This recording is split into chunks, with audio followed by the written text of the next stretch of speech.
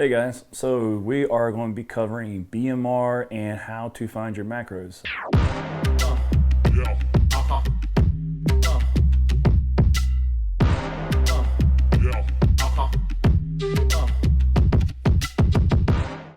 Macro dieting has been something that's been really catching on the last few years, where people were probably not following like a macro-based diet more now.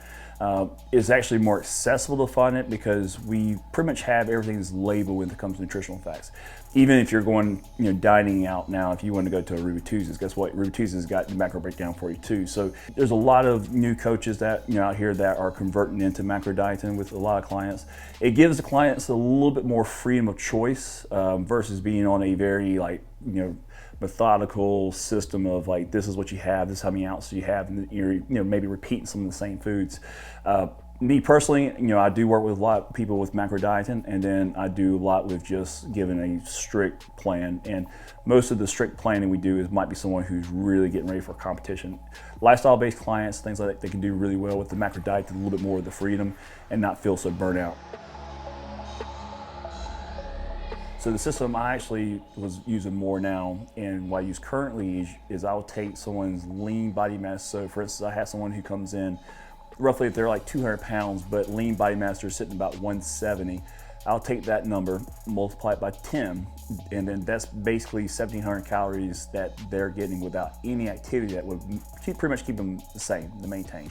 So then based on their activity level, work, especially work environment, what they do for a job, that dictates, how we fluctuate the BMR.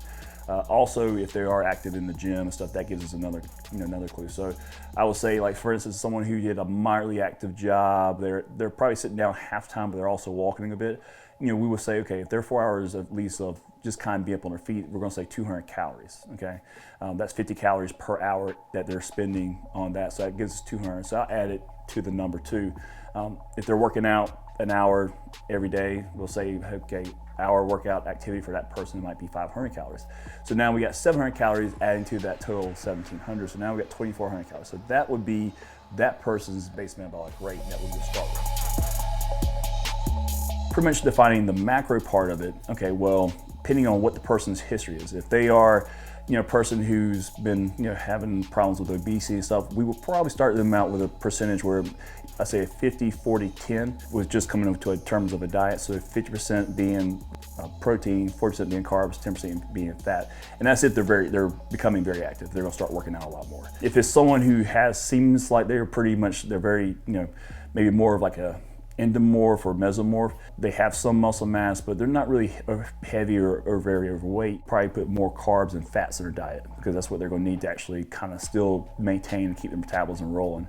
And that person I would approach where we'll actually have carbohydrates sitting at probably about like 55%, protein about 35%, and then fat sitting usually about 10 to 15% based on what we have for that.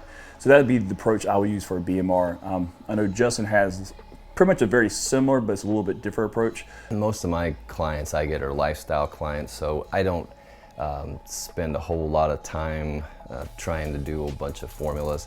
I typically just get their weight and I just multiply it by 15, and I will kind of subtract or add depending on what their goals are, if they're trying to gain weight or if they're trying to lose weight. Typically they're trying to lose weight, so I usually drop down to around 250 less that 15 multiplier. And then I'll play around with that in cardio until I kind of get their baseline and figure out exactly where I need to be. Because they're usually not as much in a rush, whereas Trey's doing more of the competition type clients. Pretty much when it comes to pre-contest, it's a little bit more complicated because you still want to hit those numbers as much as you can. And I think with even like a lifestyle client, like someone like Justin would have, if you did do a macro-based diet, you really have to really kind of educate a little bit more with it because some people just don't understand what, like I said, a protein is, a carbohydrate is, or fat is. So you have to understand, okay, well, a protein and carb yields 1 gram yields 4 calories per gram. A fat yields 9 calories per gram. So you have to kind of educate on why we come up with these numbers and how we get these breakdowns. Macro dieting, if you kind of have an idea of where we're going to sit, where BMR anyways, you can macro diet and you can actually be successful with it. But like I said, it's also like always monitoring exactly what you're taking in. And if you do that, you're that type of person who's very analytical when it comes to make sure keeping track, then you'll succeed with that.